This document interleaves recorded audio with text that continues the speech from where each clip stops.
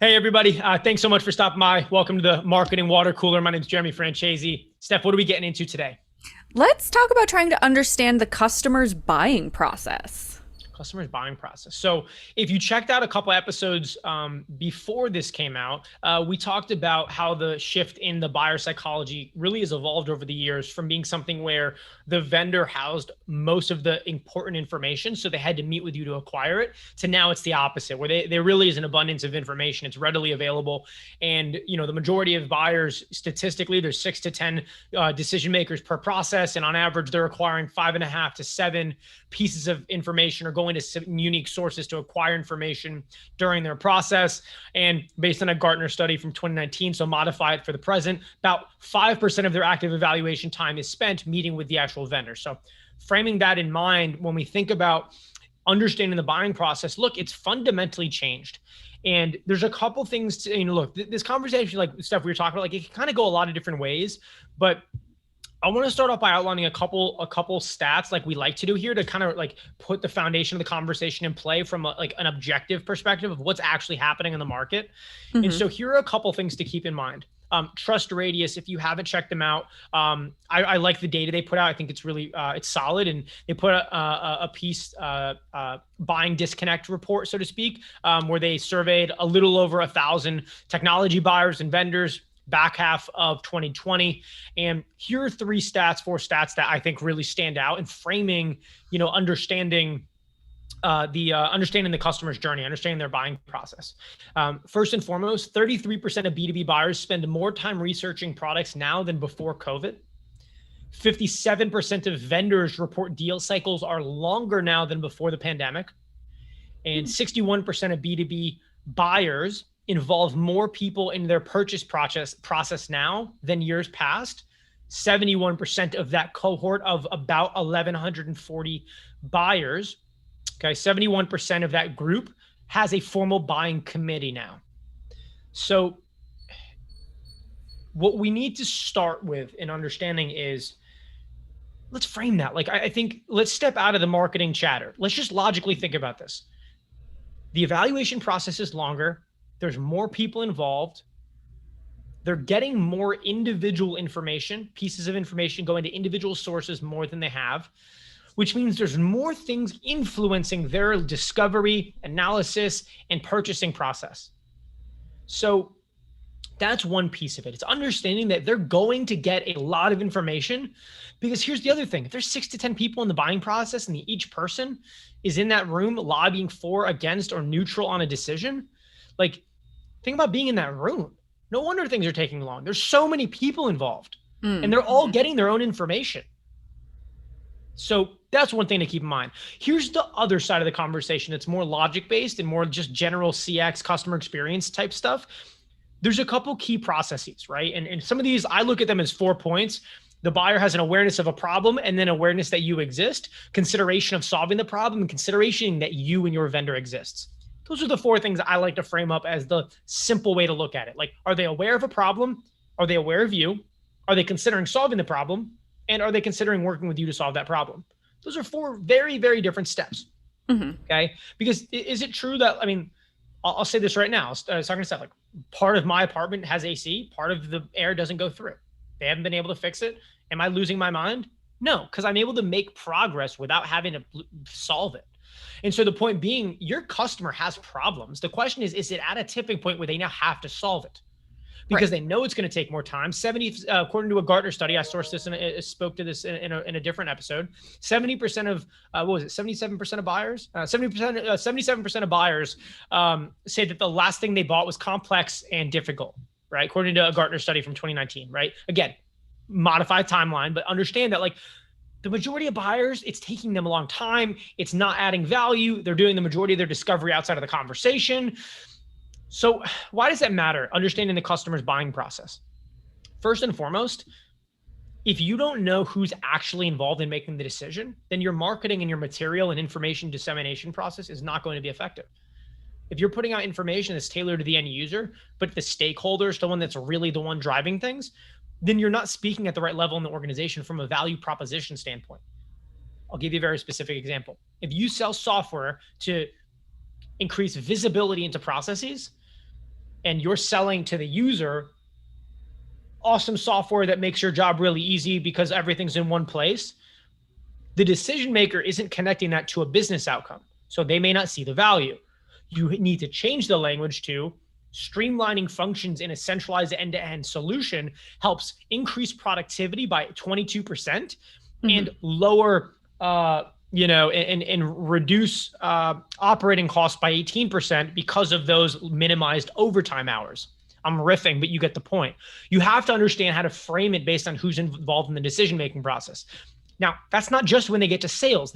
Let's remember, we're in a marketing conversation here. So if you're running a Facebook ad and you're targeting a company, or you're running LinkedIn ads and you're not understanding who you're targeting, then you have a problem.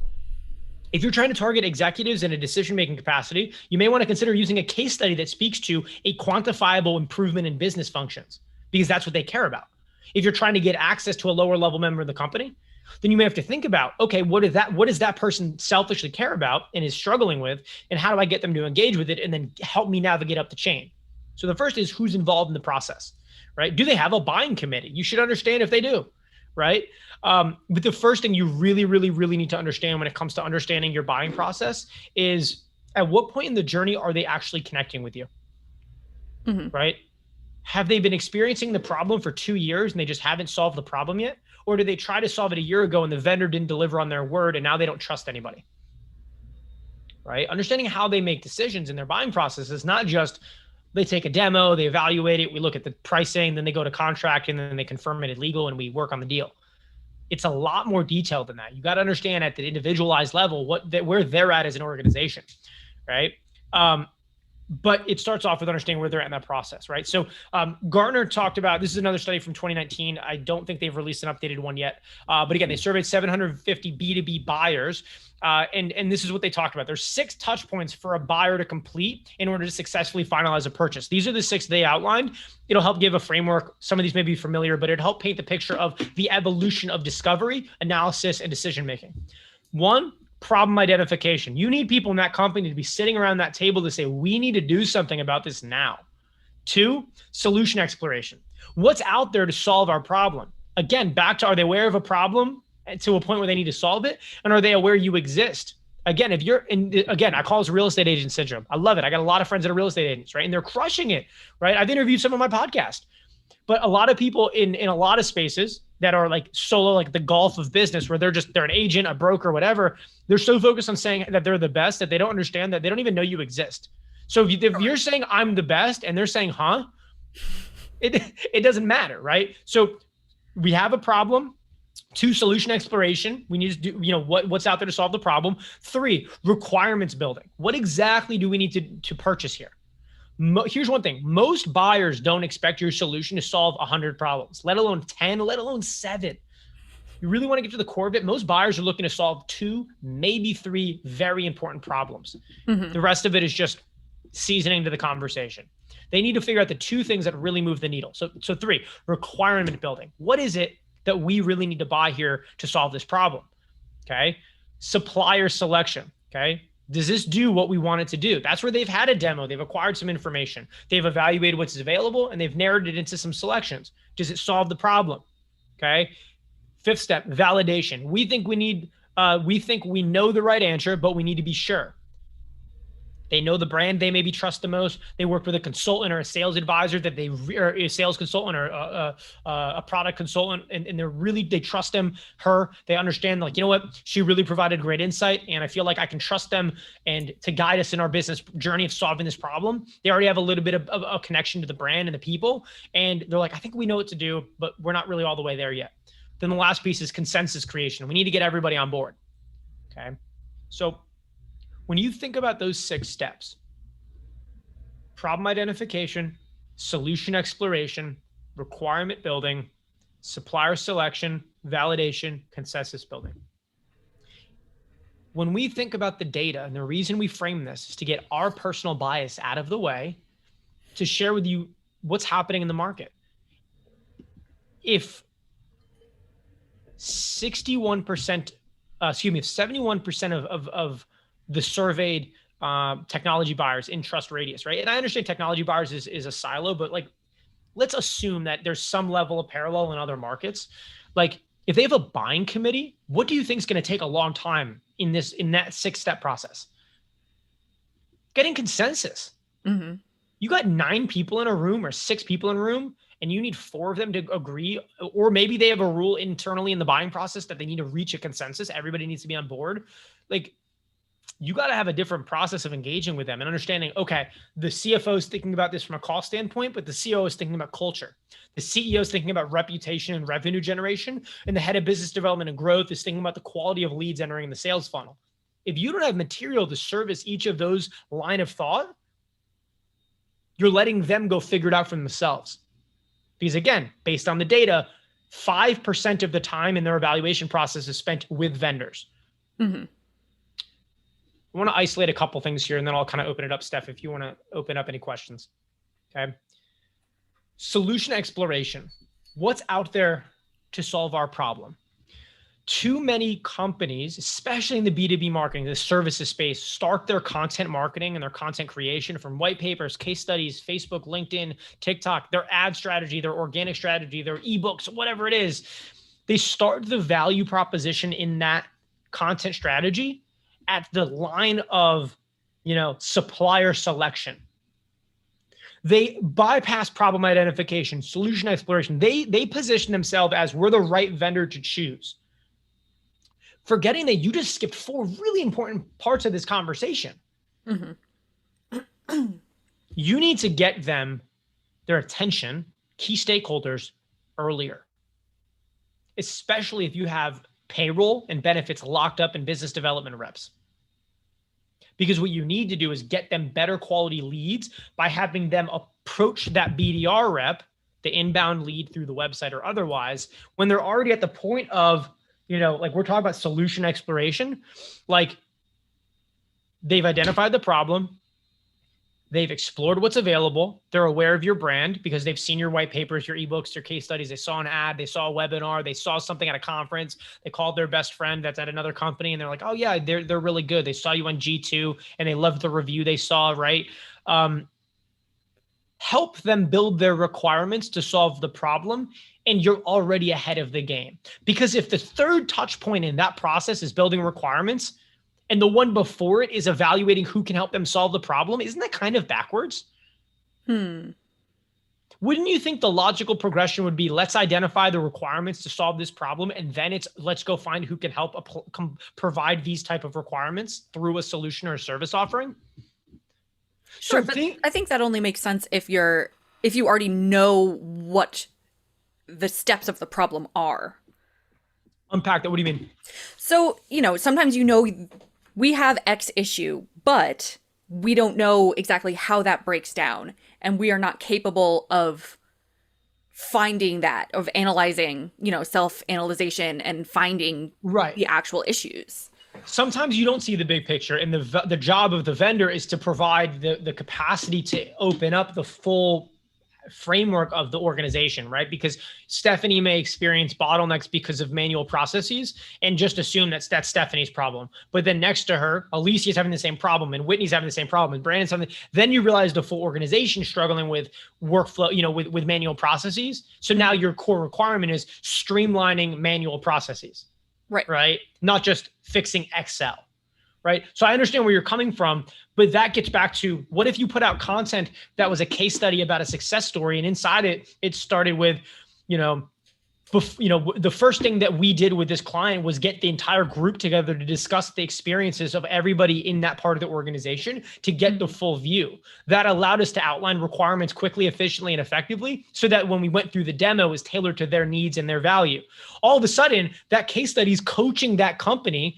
You know what? Before we call people in, hey, let's have a coffee meeting. Let's get everybody in here and talk about this problem real quick.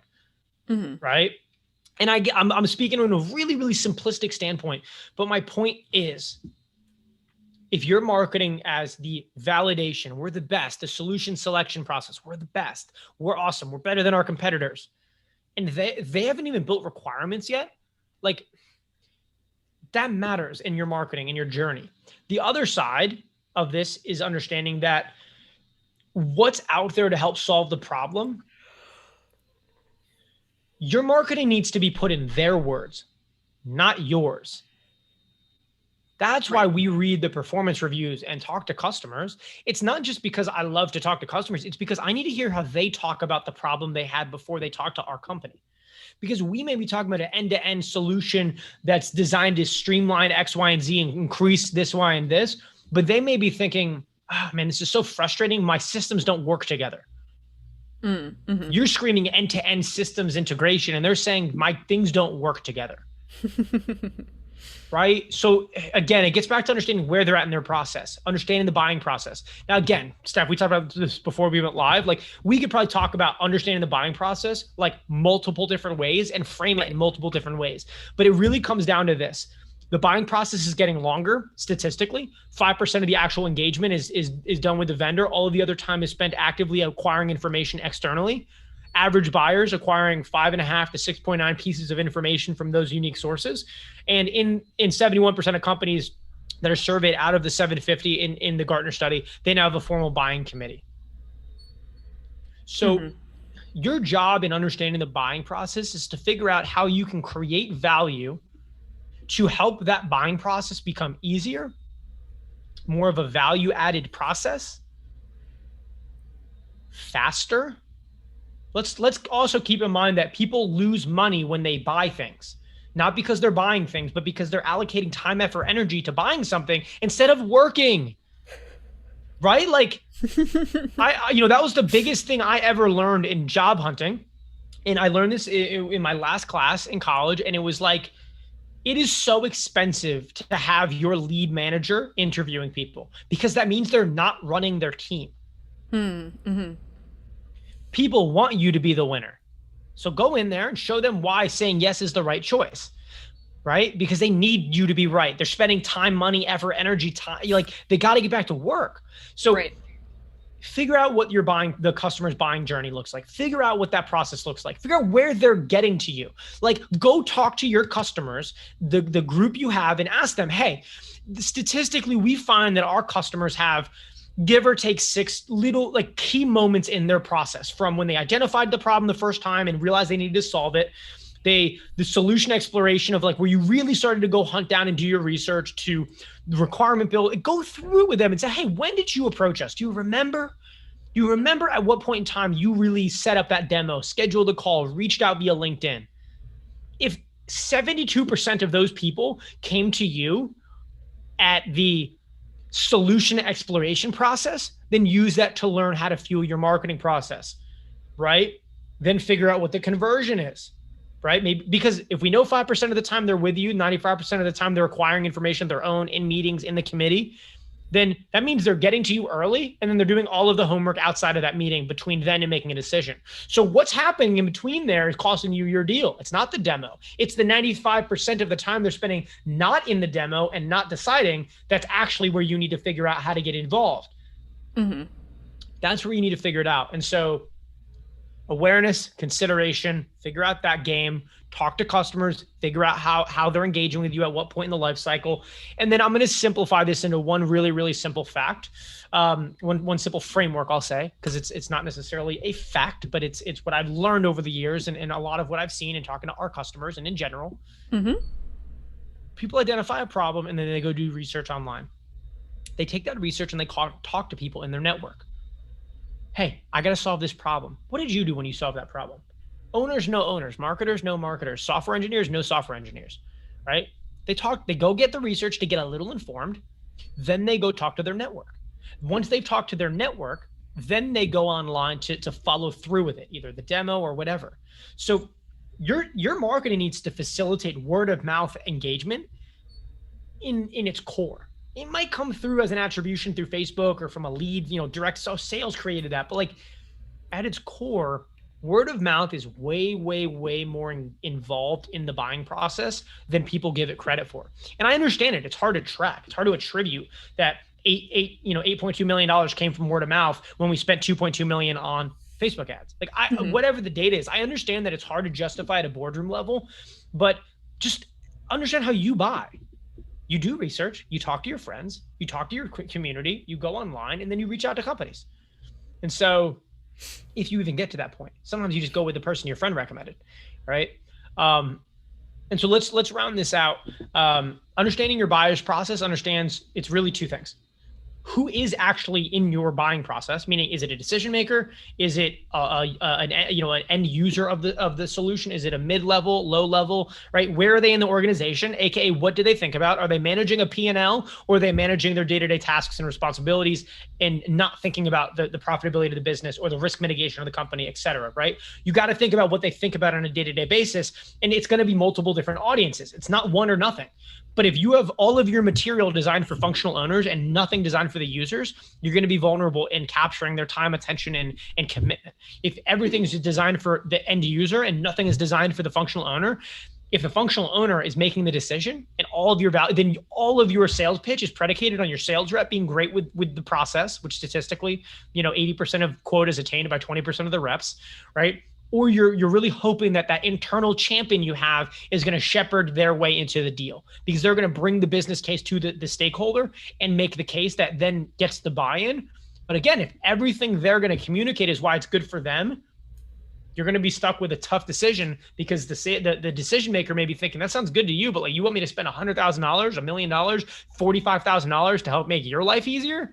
What's this going to do for the company? Mm-hmm. Right?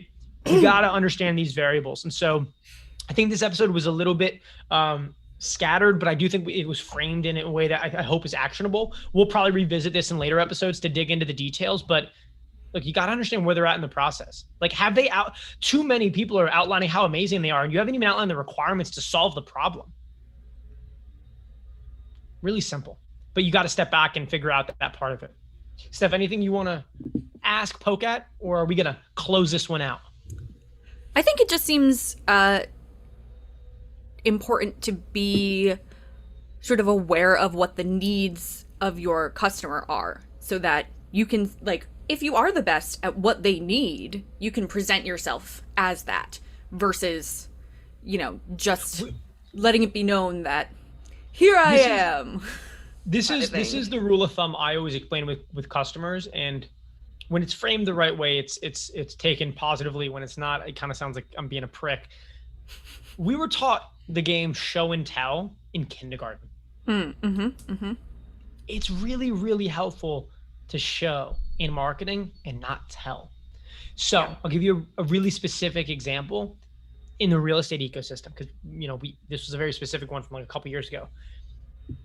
We had an agent that we worked with, and she talked a lot about, like, I've been doing this 30 years. I'm amazing at this. I can help anybody, yada, yada, yada, yada. And she talked a lot about how long she'd been doing it, and therefore that made her credible.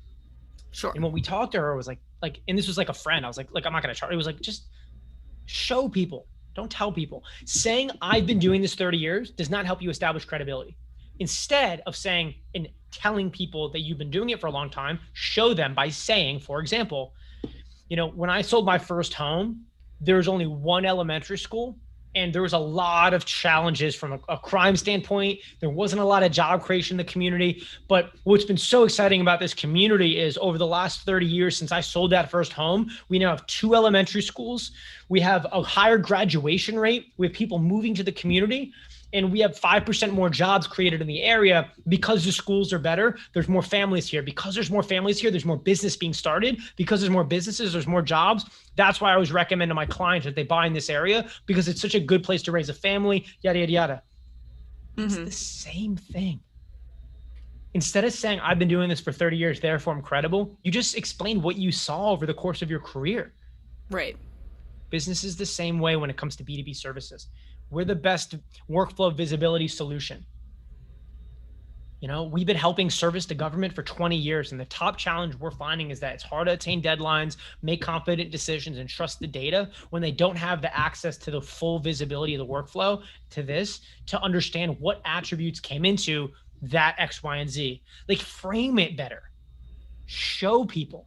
Don't tell people. So I think that's what we got. And so, look, understand your buyer's journey. If you don't, you're shooting in the dark, you're hoping, you're guessing. And if you build the entire funnel, the entire process without talking to customers, without framing it properly, it's just not going to be as effective. It may work, it may make you some money, but what makes you maybe 5% return could have been 25. And that's where you got to step back and think, like, are you so happy with what you have that you wouldn't accept better? Right. And so with that in mind, Everybody, thanks so much for stopping by to the Marketing Water Cooler. This is something we're still very excited about. We're going to keep cranking episodes, keep it rolling. My name is Jeremy Francesi. Steph, thank you for keeping me in line and keeping things tight for us so I don't go riff and rant for hours and hours. And look, for everybody else, thank you for stopping by. So stay tuned for more.